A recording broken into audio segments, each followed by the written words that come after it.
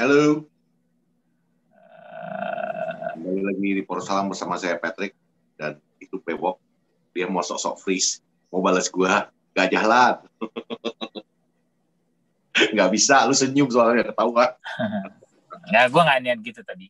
Gue mau mengucapkan turut bela sungkawa, turut berduka cita atas meninggalnya sahabat dari Patrick dan Robi, Relawati Khalifah. Relawati Khalifah meninggal hari ini karena cancer. Teriring doa yang baik dari kami di Porsalam. Amin. Semoga husnul khotimah. Amin. Itu aja dari gue. Selamat jalan, Baco. Istirahat. Kasih semua sahabat.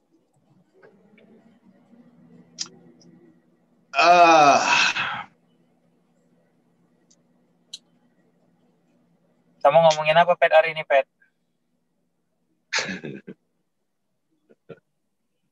Aduh, Bang. Pengennya sih ngomongin RB Leipzig. Mana ya? Iya. Itu deh. Umur manusia nggak ada yang tahu memang. Tahu ya, betul. Jadi ya, selagi lu... ya baik banget, Bang. Aduh, lu kalau ketemu sama dia, lu berdua bisa ngebully gua bisa-bisa tuh seharian. Iya, gua ngomelin gua mulu. Lu lebay banget sih, katanya. Selfie mulu lu, katanya. Karena emang iya kan, lu lebay emang, lu selfie mulu. Tua nggak tua lu. Jadi emang iya, maksudnya gue kan nggak pernah ketemu dia gitu ya, nggak kenal dia gitu in person gitu. Cuma Selasa lalu itu Robi nelfon kan, WhatsApp nanyain, sempat kita coba tapi akhirnya nggak bisa gitu ya. Terus Robi juga ngabarin udah dapat segala macam bla bla bla. Ya emang gitulah. Gue sendiri 2 tahun yang lalu kehilangan sepupu juga cancer. Cancer getah bening. Laki dia itu abang sepupu gue paling dekat. Jadi waktu gue ke Jakarta, dia udah duluan tuh dari Medan. Dia tuh yang banyak ngasih tau gue kalau jalan naik Metro Mini, naik Kopaja gitu kan, naik ini nomor sekian gitu. Terus dia juga yang bilang kalau di Jakarta nggak usah takut gitu, maksudnya gertak aja duluan, dia bilang gitu. Lagian kan kita anak Medan, dia bilang gitu Tom. Itu yang bikin gue nggak punya takut juga, salah satunya dia gitu. Meninggal dia 2 tahun lalu cancer. Kalau Bacol dia beberapa tahun yang lalu tuh udah sempet tuh dia memang udah lawan ya dan sukses dulu. Ya. Kalau sukses itu ya udah kita rayain wisata kuliner waktu itu ke Medan kami, Bang. Makan es krim di apa itu namanya? Yang es krim yang tertua di Medan. Di Kesawan. Kesawan. Tip Top. Ya, Tip Top. Kita makan di Tip Top, makan durian, kerang. Waduh, kalau Bacol Mas Rera makannya luar biasa itu. Itu makanya agak sedih sih kemarin lihat dia kurus banget kan.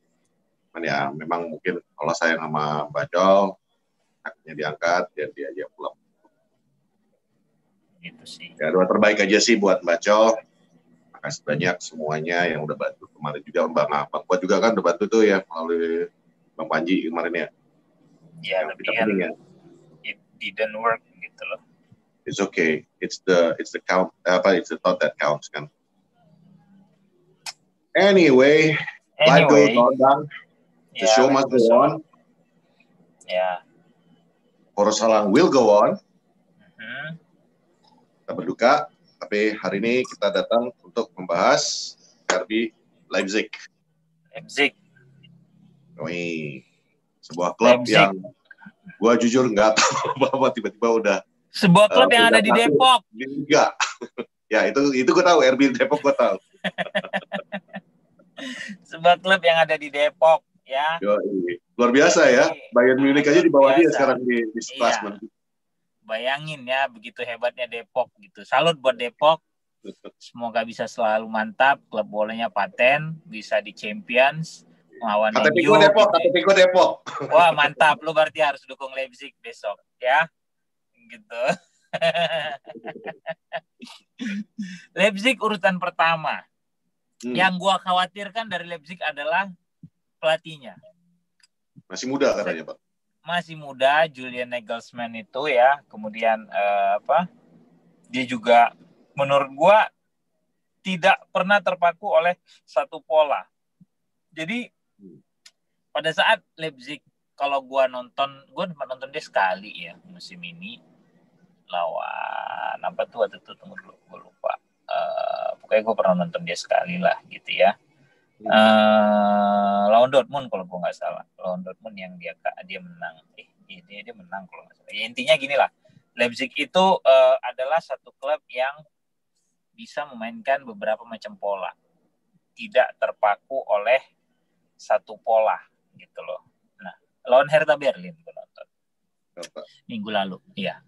Jadi pada saat away dia biasa pakai 3-4-3, dan dia punya salah satu center back yang lagi jadi primadona nih di Eropa, Dayot Upamecano, yang bahkan United juga mau beli dia dan gitu. Ada rumornya seperti itu, si Liverpool juga gitu ya.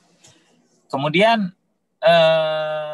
untuk pada saat dia main di kandang, dia mainnya 4-2-3-1. Tapi pada saat dia main di luar, dia main 3-4-3 atau terkadang 4-1-4-1. Jadi asumsinya karena dia punya dua wingback yang kenceng gitu ya, dia berani aja nih main dengan 3-4-3 karena ya sama kayak United gitu loh. Lu akan ngerasa lebih kuat nih lini pertahanan lu kan. Kalau lu main 3-4-3 dengan dua wingback lu yang bisa naik turun dengan cepat segala macam gitu ya. Nah, kalau dia itu kan dia punya Jason Tesendi sama Nicole Mukele. Plus satu pemain barunya dia yang sebenarnya gue suka dulu, cuma masalahnya sampai blank gue, anak gue baru selesai makan soalnya mesti gue mandiin. Satu pemain baru dia yang dulu gue sempat suka tuh si Justin Kluivert ya. Dari Roma pindah enggak, Coach Justin Laksana saudaranya gitu loh. Nah, sekarang dia pindah ke Leipzig dan mulai mendapat menit main gitu. Ini orang harusnya bisa sebagus bapaknya, harusnya walaupun posisinya anaknya Patrick Kluivert. Anak kau lah gitu kan. Gitu. Nah, menarik ditunggu adalah dari Ajax tuh. Dari Ajax dia ke Roma. Okay. Dari Roma terus dia Justin Kluivert tuh kan main yang di final Europa League kalau gue nggak salah ingat waktu lawan United 3 tahun atau 4 tahun lalu tuh dia main di United di Ajax waktu lawan United di final gitu kan. Nah, menarik untuk melihat apa respon Ole terhadap timnya, terhadap kritikan dari luar yang bahkan sekarang Van Basten angkat suara kenapa Van de Beek gak dimainin. Evra juga bilang kenapa Gary Neville gitu kan. Iya. Jadi sekarang semuanya sumbang saran gitu loh. Nah, menarik nanti ngelihat apakah Ole tetap dengan pendirian dia karena dia yang tahu kondisi tim kan, itu kita udah ngobrol berapa kali kan gitu. Atau dia mencoba mengelaborate ide-ide dari luar. Nah, ini kita nggak tahu. Sementara masalah Doni sendiri kan kita udah bilang bahwa memang ini orang posisinya bisa bentrok dengan Bruno, atau kalau lu taruh di tengah, lu mau ganti siapa antara Fred sama McTominay. Plus satu lagi yang gue lihat, secara fisik mungkin ini anak belum siap main di Liga Inggris. Yeah. Dia kan badannya nggak mungkin lah ya. Karena kalau di Ajax yang lebih skillful segala macam gitu ya, dan di Belanda mungkin yang tidak sekeras di IPL gitu ya. Lu di IPL ketemu gelandang model James Milner, Milo Jave, siapa lagi gitu ya, kaptennya Palace, Anders Townsend. Lu bisa ketemu misalnya kena model kayak Declan Rice gitu ya, yang bisa main keras. Mungkin kan Ole berpikir ini anak belum siap secara fisik mungkin ya gitu. Makanya belum dimainin juga. Plus statistik United pada saat memainkan McTominay, Fred plus si Bruno kan sangat bagus gitu loh. Terus lu mau membongkar itu di kondisi laga-laga yang sangat ketat nih sekarang. Yang bisa dibilang bukan laga coba-coba. Lu ketemu Paris, lu ketemu kemarin Chelsea, ini lu ketemu Leipzig, ntar minggu depannya lu ketemu Arsenal kalau gue nggak salah ya. Gitu kan. Nah, lu mau nyoba-nyoba di situ gitu loh. Gitu. Lu mau nyoba-nyoba di situ. Bentar, Pet. Iya Mas, mau ngirim barang kan? Kalau menurut gue sih emang sekarang balik lagi lah di bulan Oktober ini kan memang dari awal mau ngirim barang bener udah dari Isti kan. Mau ya dipecat, udah tahu. Semua itu menjadi sebuah faktor ya. Gimana juga Ole pasti berpikir gimana caranya memperkuat lini pertahanan dia. Balik lagi kalau lawan nggak bisa nyetak gol, ya tinggal balik MU untuk berusaha mencetak gol. Makanya kalau yang selama ini Donny van de Beek nggak dimainin, gue sih bisa mengerti. Karena gimana juga Ole harus mempertahankan clean sheet-nya dulu. Kalau lu nggak kebobolan, lu nggak akan makin repot untuk mencari goal-nya kan. Tinggal lu yang cari. Makanya opsi dia untuk menurunkan McTominay dengan Fred itu, menurut gue emang satu, mungkin egoisnya Ole juga. Dalam arti, gue mau aman dong. Back gue tahu ini lagi berantakan. Dan gue tahu McTominay dan Fred bisa mengcover dua back gue yang mungkin satu untuk menaikkan mental mereka juga. Yang kedua adalah memang untuk melapisi keterlambatan. Kita sama-sama tahu lah Maguire itu bukan back yang tercepat di dunia kan gitu. Kemarin itu udah terbukti. Yang paling tercepat di dunia itu Usain Bolt. Ya, tapi dia bukan back juga sih, Bang. Dia pelari. Enggak ya. Oke, sorry. Oke. Balik lagi. Jadi maksud gue itu, gue bisa ngerti kenapa Ole memaksakan untuk memainkan Fred dengan McTominay untuk menjadi covering untuk si Lindelof dengan Maguire yang notabene di awal musim ini udah kena kritikan pedes banget kan. Khususnya kayak Maguire dengan kasus dia di Yunani apa semua. Gimana caranya menaikkan mental mereka. Dan terbukti kemarin waktu Newcastle mental mulai naik pelan-pelan. Di PSG mereka makin saling mengcover, saling menutupi. Kemarin di Chelsea pun walaupun 0-0 mereka tetap mainnya lebih solid di belakang. Itu kan meningkatkan mental para back kita. Nah, sampai kapan Ole mau memfasilitasi back ini? Itu kita jadi pertanyaan. Tapi kalau menurut gue sih memang Donny untuk saat ini belum waktunya main. Kenapa? Karena lu harus sembuhin dulu nih penyakit yang 4 biji di belakang ini. Kalau mereka udah mulai pede lagi, mereka udah mulai konsisten lagi, mungkin lu bisa. Kalau lu udah lebih aman, nah berarti berani kan lu bereksperimen gitu. Karena sekarang gini, kalau kayak tadi lu bilang kan, Ole mungkin egois dengan memaksakan ide-idenya dia doang tanpa mendengarkan orang lain. Karena satu sisi gue setuju karena yang dipertaruhkan kepala dia bukan kepala lu. Iya, bukan kepala orang lain, bukan Gary Neville, bukan. Hasil kan jelek yang ditembak dia, yang dipecat dia, yang dihajar dia, yang dimaki-maki dia, bukan mereka. Iya. Kalau dia ikutin ide mereka kemudian jeblok, ntar lu maki-maki lagi, jadi kan serba salah gitu loh. Jadi kan di sini kan kita juga ada berapa kali bilang bahwa walaupun kita buzzer Ole, kita front pembela Ole, tapi bukan kita pasukan berani matinya Ole juga, enggak gitu. Kalau emang lu salah ya salah kan gitu ya gitu. Dan kita kan udah bilang bahwa Patrick, kenapa Patrick? Woi, Patrick, dia yang freeze. Jadi menurut gua yang dipertaruhkan itu adalah ya kepalanya si Ole gitu loh. Lu absorb nih, lu serap nih ide-idenya kayak Evra atau Van Basten atau siapapun lah. Lu mainin Ole, lu mainin Van de Beek. Lu mau mainin Van de Beek di mana? Lu mainin Van de Beek di tengah, lu mau duetin sama siapa? Itu dulu lagi pertanyaannya. Lu mau duetin dia sama McTominay. Oke, misalnya lu bikin, tapi ternyata lebih gampang ditembus gitu loh. Percuma kan gitu. Terus lu mainin dia gantiin Bruno gitu ya.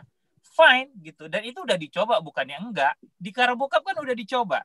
Di Liga kan juga yang waktu sebelum lawan Brighton ya kalau nggak salah kan dia main juga gitu loh. Waktu lawan Newcastle kan dia main juga. Kalau gue nggak salah ingat ya walaupun sebentar gitu. Jadi memang ada masa-masa ini anak dikondisiin dulu gitu loh. Sambil ngeliat perkembangan. Lu lihat Ronaldo pertama kali ke Inggris. Badannya ringkih, kurus segala macam. Apa yang dibikin Sir Alex sama dia? Oke, lu naikin masa otot lu. Supaya lu nggak gampang dihajar gitu. Karena Liga Inggris kan sangat fisikal gitu loh. Beda kayak lu main di Liga Belanda, kayak lu main di Liga Spanyol gitu. Jadi menurut gue terkait Van de Beek lagi, ya lu sabar aja gitu. Gue juga sabar. Gue kepengen banget ngeliat dia main. Benar, gue nggak bohong. Gue kepengen banget ngeliat dia main dari menit awal gitu ya. Gak di Carabao Cup. Gue kepengen ngeliat dia main di menit awal di Premier League. Cuma mungkin belum gitu loh. Ya udah lu tunggu aja gitu loh. Nah, sementara Leipzig sendiri bukan tim kaleng-kaleng, Pak, gitu. Bukan tim kaleng-kaleng ini tim gitu. Tapi ya nggak tahu lah ya kalau memang akhirnya Ole memutuskan untuk Bruno gue istirahatin deh besok. Ya, gue ganti Van de Beek deh. Bruno fokusnya buat di Liga gitu. Ya kita nggak tahu juga gitu. Nah nanti kalau misalnya itu kejadian, lu jangan marah-marah lagi. Ini kan udah apapun yang dilakukan Ole, gue sih gue maksudnya kalau dia mau menggantikan Bruno jangan gara-gara tekanan dari media karena jujur aja emang dia tahu gitu. Gue jujur aja gue benci banget saat ini dengar media di Inggris sana yang kayaknya bolak-balik ngerusak mental di dalam MU-nya United gitu. Iya udah United mulu ini yang dikerjain gitu loh. Mau namanya Asli. kemarin Donny van de Beek nggak main terus disambung-sambungkan ke Ajax yang menang 13-0, Iya. yang mukanya dibikin jadi memes, Meme gitu loh. Tega banget gitu. Terus sekarang Paul Pogba lagi, ya apapun ceritanya kita nggak suka sama Paul Pogba, tetap aja gue nggak suka pemain kita itu kan yang gue bolak-balikin gitu loh. Iya. dibikin rumor yang nggak jelas. Terus Betul. yang kemarin itu ada lagi yang tentang Greenwood yang bermasalah lagi dengan Ole. What the hell gitu loh. Cari berita yang lain lah. Itu juga Chelsea kemarin 0-0 lawan MU. Kenapa Lampard nggak ada diceritain apa-apa? Iya, kenapa bukan yang lu sorot Chelsea-nya? Liverpool di babak pertama yang berantakan kayak gitu, yang pertahanannya jadi kelihatan lembek, yang menangin detik-detik lain, itu aja lu beritain dulu gitu loh. Gak usah beritain MU mulu, rusak mental pemain gue mulu. Kasihan gue ngeliat Ole. Ditambah lagi fansnya yang kardus-kardus ini ikutan lagi ngemanasin media yang udah katok kayak gitu, dipanas-panasin lagi sama. Kan goblok banget. Lu katanya sayang sama tim lu. Lu katanya lu dukung tim lu. Tapi lu ikut-ikutan jadi pemicu merusak mental di dalam tim lu. What the hell? Lu harusnya sadar, Lingard itu bagus. Begitu kita mulai semua ngomongin Lingard ngedrop. Ya, ibarat kata, udah disiram bensin, lu ngikut nambahin api di situ, lu naruh korek, lu bakar. Udah gitu sambil ngelempar koreknya bilang, gue sayang sama lu, gue cinta sama lu, gue akan dukung lu, tapi sambil terus bakar. Kan goblok. Nah, kalau lu bingung kenapa gue sama Fuad itu kadang-kadang suka sebel banget lihat lu kardus-kardus yang bilang Ole, ya bukan kita itu ibaratnya dibayar untuk mendukung Ole, cinta buta untuk mendukung Ole. No. Karena kita ngelihat faktor gambaran besarnya. Kalau lu punya otak, lu bisa lihat gambaran besarnya. Lu mah cuman domba yang ngikutin ngomong, Justin bilang ini ya, lu ngikutin nih. Binder ngomong apa, lu ngikutin DPI ngomong apa, lu ngikutin. Enough. Lu katanya dukung MU, pikirin omongan lu tentang sendiri. DPI, kalau DPI gua ya kalau DPI kan ada lu yang bela. Gua yang belain. Ada lu sama Panji kan, maksudnya. Jadi di tempat-tempat lain kan, maksudnya lu apapun itu nggak mesti itu dari United yang di luar juga kan banyak yang mengatakan Jadi maksud gue itu lu punya mindset luar sendiri, gitu loh. Iya. Pola pikir sendiri. Lu jangan mau ngikutin orang yang bilang nggak taktiknya begini. Lu bilang miskin taktik, Ole udah ngebuktiin lu. Ole langsung yang ngebuktiin nama lu. Lu bilang gue miskin taktik, nih gue kasih lu dalam satu pertandingan gue kasih lu tiga taktik perubahan. Gue ganti strategi. Gue bikin ini semua. Lu masih mau ngoceh-ngoceh apa lagi? Dukung Manchester United dengan cara lu mendukung cara lu sendiri, tapi jangan memperkeruh gitu loh. Media senang tahu. Iya, gue ngerasa ini emang harusnya kenapa bukan yang Chelsea yang nggak bisa menang yang jadi highlight. Iya. Lu tahu Chelsea spend berapa, datangin siapa, Werner, Harvard, segala macem bla bla. Ini kan enggak. Tapi ya udahlah. Nah, balik lagi ke Leipzig, gue penasaran ya, jujur gue bilang, apakah dia akan memainkan pola yang sama pada saat lawan Paris? Tapi kayaknya dia nggak akan main dengan 5-3-2. 3-4-3 lebih apa? Blok nih. Gua rasa dia akan berani main dengan 3-4-3 karena main di kandang gitu loh. Ya. Karena main di kandang, terus ada Martial, ada Cavani, ada Rashford, dia bisa coba nih. Ya, dia bisa coba ya. Betul. Menurut gua. Iya. Jadi mungkin dia kalau kemarin lawan Paris dia main 5-3-2 karena dia cuma punya Martial sama Rashford. Cavani kan belum main. Gue nggak ngitung Igalo ya. Greenwood juga nggak dibawa kan kalau gue. Ya Greenwood kan nggak dibawa. Nah ini lu main di kandang, plus lu belum ada menang nih di kandang nih. Ya di kandang lu belum ada menang. Patrick nge-freeze lagi. Jadi menurut gue bisa jadi Ole akan main 3-4-3. Nggak jadi freeze Patrick. 3-4-3, 3-nya sama gitu ya. 4-nya tetap Teles kiri, AWB kanan. Bruno sama mungkin McTominay dia mainin. Mungkin ya.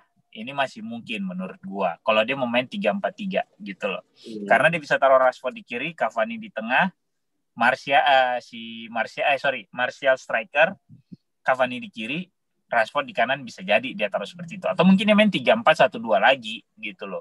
Dengan Fred, McTominay, Bruno, mungkin Cavani sama si Martial. Rashford bisa dia istirahatin. Kenapa? Karena Rashford ankle-nya kena nih kemarin. Iya. Waktu lawan admin Chelsea gitu loh. Kenapa? Admin lepas mulu.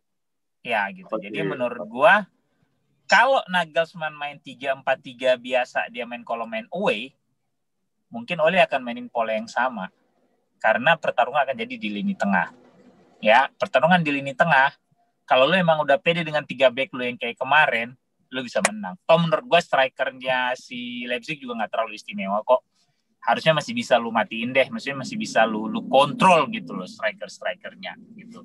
Ya, itu menurut gue ya gitu. Lu juga. Iya, wingbacknya Leipzig kencang kan tadi gue udah sebut 2 orang. Di awal kan gue udah bilang kenapa si Nagelsmann berani main pakai 3-4-3 karena dia punya 2 wingback yang kenceng gitu loh.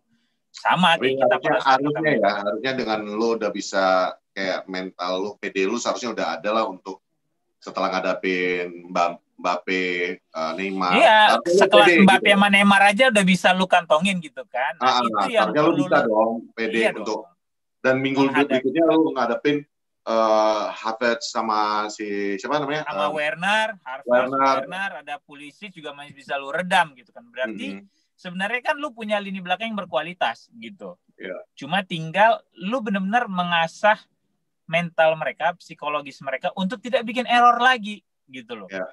Kemarin kan udah hampir gak ada error. Daripada Fred sama McTominay itu tadi kan, Pak. Ya, jadi kalaupun ada yang bikin error, mereka 2 yang cover. Nah, belum tentu Van de Beek bisa seperti itu kan, ini sekarang permasalahannya kalau kita balik lagi. Gitu. Jadi stop bilang aduh ini bodoh nih Van de Beek nih, Oleh nggak omenin segala macam. Lu jadi pelatih, lu mau taruh Van de Beek di mana? Coba lu sebut sama gua deh. Lu sebut sama gua. Kemarin ada yang bilang, "Oke, gelandangnya Van de Beek, Pogba, Bruno bunuh diri."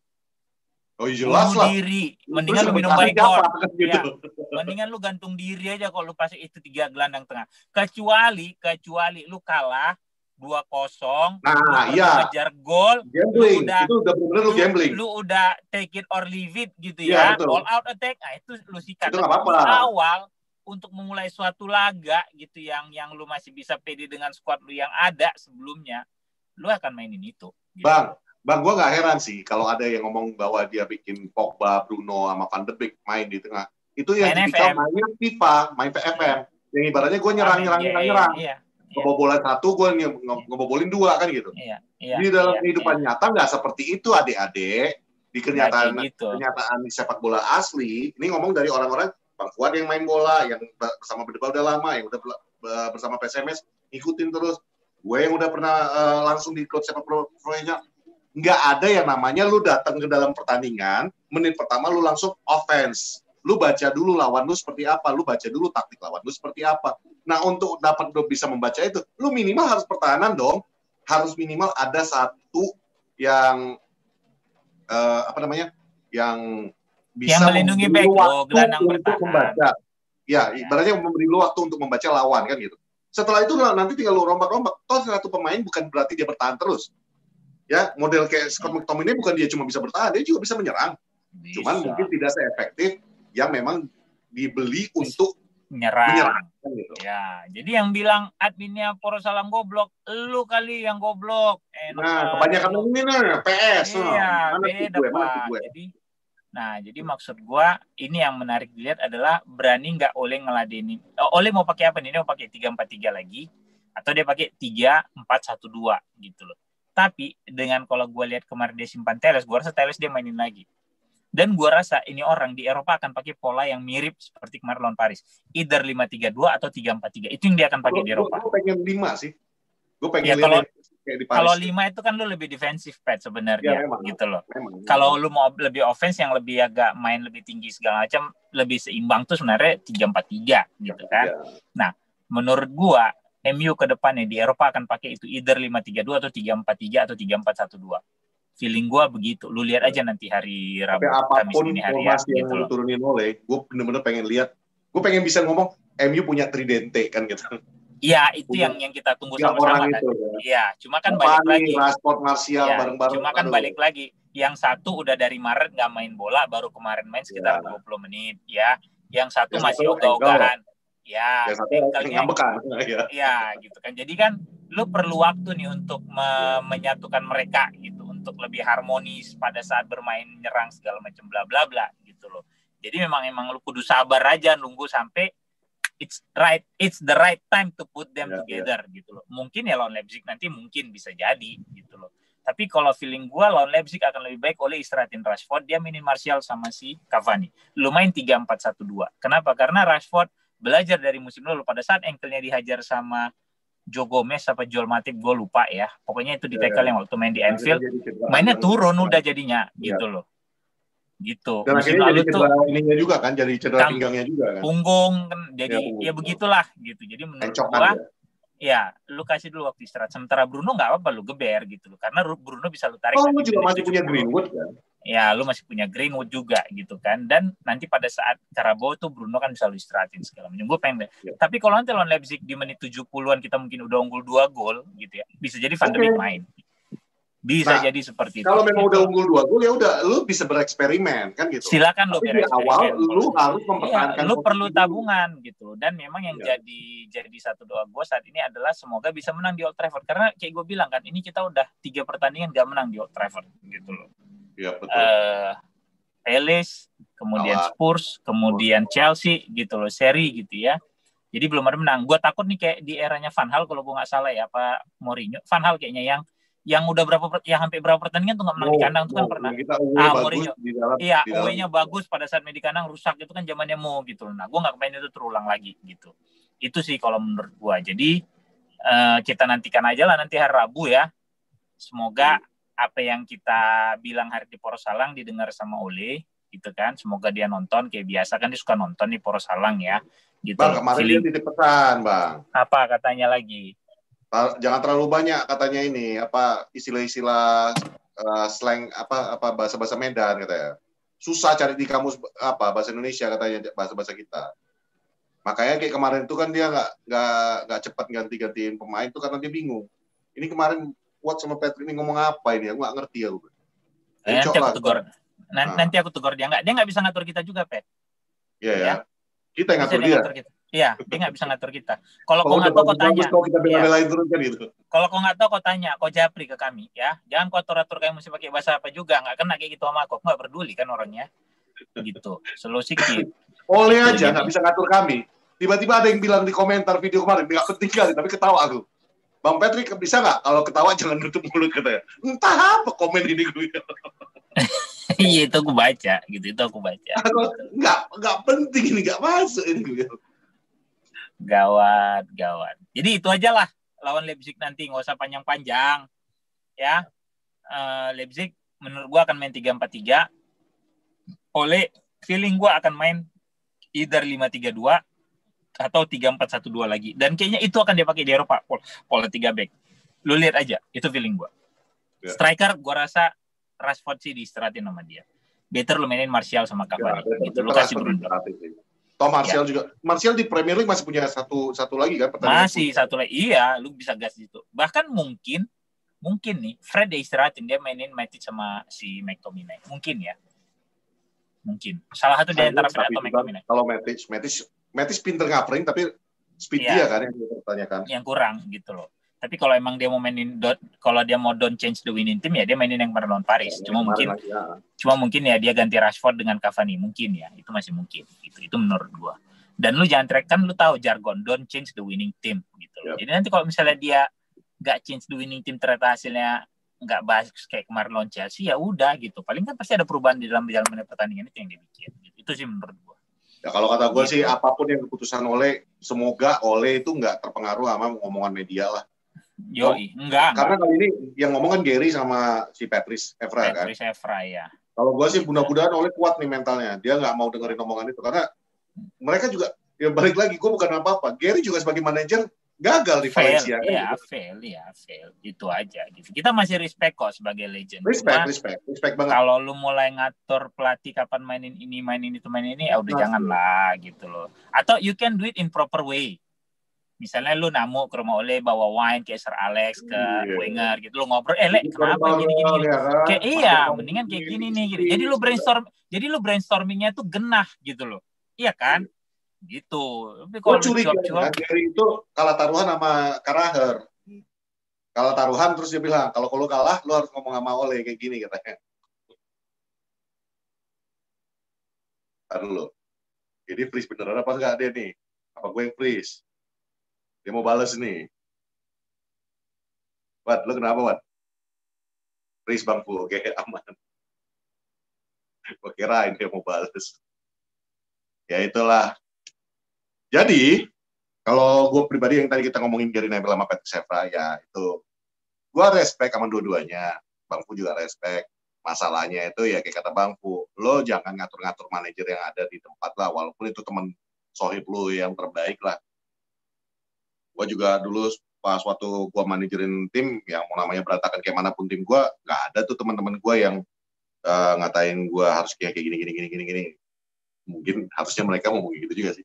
Cuman Ole has to make his own mind. Apapun keputusan Ole tentang, khususnya tentang Van de Beek ya, karena itu yang memang lagi hot-hot banget, yang semua pundit-pundit lagi nyerang Ole di situ.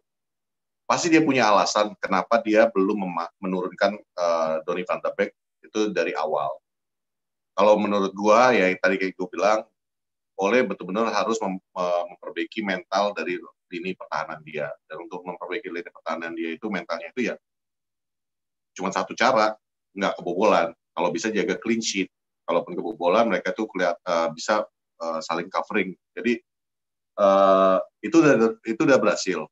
Newcastle, PSG, kemarin Chelsea, itu semua menjadi sebuah faktor yang mudah-mudahan meningkatkan mental Lindelof. Dan itu bisa kelihatan kan pas waktu pertandingan lawan PSG, gimana Lindelof itu yang bisa dari tengah balik ke front, yang sampai gue bilang, buset, gue kirain gue ngeliat Vidic tadi gitu. Karena model mainnya itu udah benar-benar seperti itu. Demikian juga ketika di Chelsea, gimana mereka itu saling covering, yang gue bilang kemarin di episode sebelumnya, yang mereka udah ngomong. Jadi kuncinya itu kan memang komunikasi di lapangan. Dan mereka tuh ngomong kan, Linda, tutup ini. Mereka minta nutup.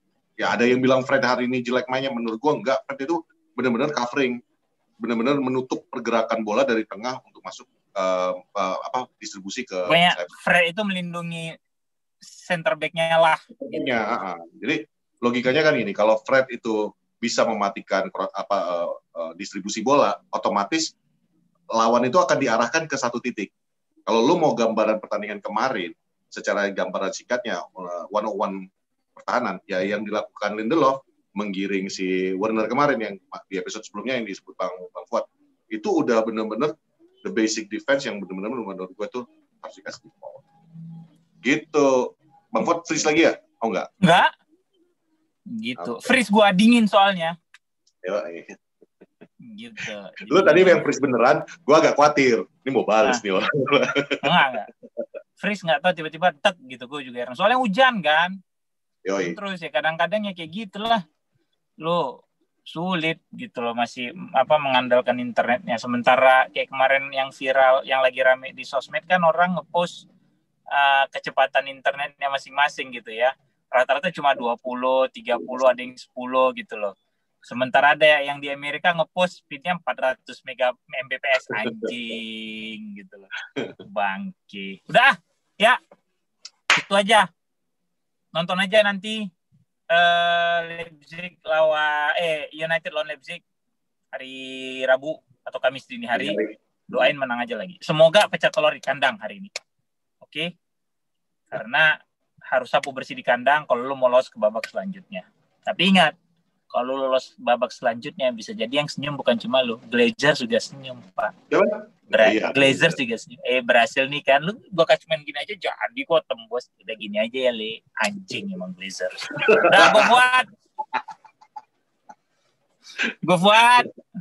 Gue Patrick. Oh ya, by the way, thank you ya semua ucapan-ucapan di Twitter, di media sosial. Terima kasih. Terima kasih banyak. Dadah.